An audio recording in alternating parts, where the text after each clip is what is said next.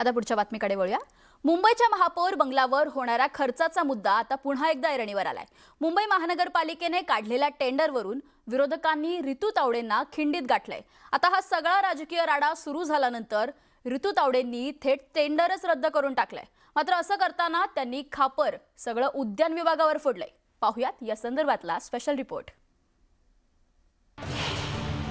उधळपट्टी, खरडपट्टी आणि आता उपरती। महापौर बंगल्यावरील खर्चावरून वादंग। विरोधक सरसावले पुढे, आता टेंडर मागे। मुंबईच्या महापौरांचं अधिकृत निवासस्थान अर्थात महापौर बंगला।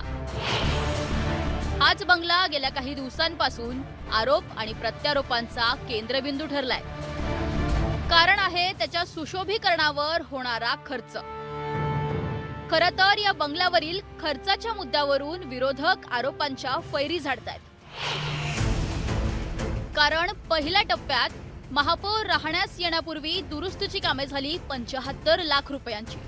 दुसऱ्या टप्प्यामध्ये नूतनीकरण आणि विविध सुविधांसाठी 3.50 कोटी रुपये खर्च झाले।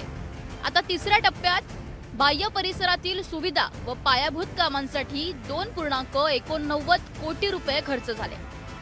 म्हणजेच काय तर एकूण सगळा खर्च 7.14 लाख रुपयांचा झाला।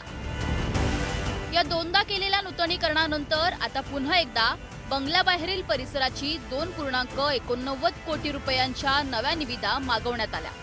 त्यामुळे उद्धव ठाकरेंच्या शिवसेनेनं रितू तावडे आणि सत्ताधाऱ्यांवर टीकेची झोड उठवली। मुख्य गोष्ट हीच आहे, आपण पाहिलं असेल म्हणजे दोन्ही बाजूला दोन माजी महापौर आहेत मुंबईच्या आणि कोणी एवढा खर्च केला नसेल असा खर्च सध्याच्या महापौर करत आहेत। एक अंदाज द्यायचा तो एवढाच आहे, आमदार म्हणून आम्हाला पूर्ण मतदारसंघासाठी 5 कोटी निधी मिळतो। खासदारांना 6 मतदारसंघ विधानसभेचे जे असतात त्याचे एक लोकसभा मतदारसंघात त्या पूर्ण एक लोकसभेसाठी 5 कोटी मिळतो। आणि जो काही निधी महापौरांना फक्त त्यांच्या स्वतःच्या बंगल्यासाठी मिळालेला आहे तो जवळपास 5.5 कोटीचा आहे। आणि गाड्या देखील ज्या आता घेत आहेत त्या देखील 1.5-2 कोटीच्या आहेत। तर म्हणजे हा सगळा खर्च स्वतःवर कशासाठी करताय? कुठे नेमकं तुम्हाला काय दाखवायचं जगाला? महापौर बंगला की तुम्ही वेगळं काही आता टुरिस्ट प्लेस निर्माण करणार आहात की ताजमहल बांधणार तिथे? महापौर बंगल्याच्या परिसरातील सुशोभीकरणाच्या खर्चावरून रान पेटलेलं असतानाच महापौर रितू तावडे यांनी याबाबत स्पष्टीकरण दिलंय। हा खर्च बंगल्यावर होणार नव्हता तर तो राणीच्या बागेवर होणार होता असं महापौर म्हणाल्यात।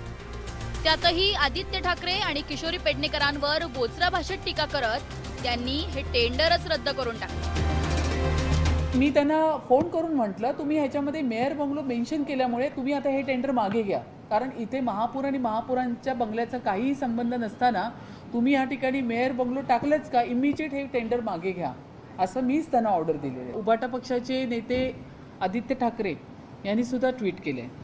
किमान त्यांनी 25 वर्ष मुंबई महानगरपालिकेमध्ये असताना मुंबई महानगरपालिकेचे प्रस्ताव कसे निघतात यावरती तरी अभ्यास करून निदान आदित्य ठाकरेजी यांनी तरी स्टेटमेंट करायला हवं होतं।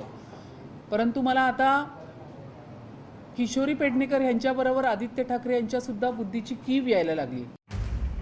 महत्त्वाचं म्हणजे या खर्चाचं टेंडर काढताना तांत्रिक आणि शीर्षकाची चूक झाल्याचं म्हणत त्यांनी याचं खापर उद्यान विभागावर फोडलंय।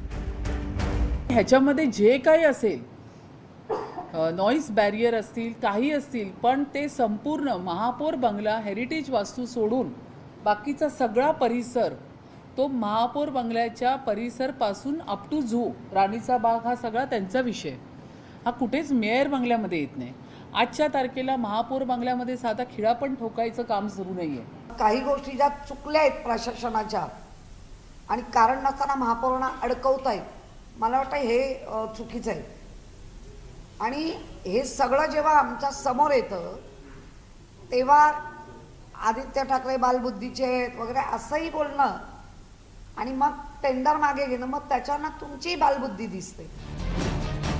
आधी महानगरपालिकेतील पदाधिकाऱ्यांच्या गाड्यांवरून विरोधकांनी सत्ताधाऱ्यांना खिंडीत गाठलं। आता महापौरांच्या निवासस्थानावर होणाऱ्या खर्चाचा आयता मुद्दा विरोधकांना सापडला। पण तरीही रितू तावडे यांच्या म्हणण्याप्रमाणे हा सगळा खर्च महापौर बंगल्याऐवजी परिसरावर होणार होता, तर मग हे टेंडर तडकाफडकी रद्द करण्याचं कारण काय असा सवाल आता विचारला जातोय. सुमित सावंत, न्यूज 18 मराठी, मुंबई.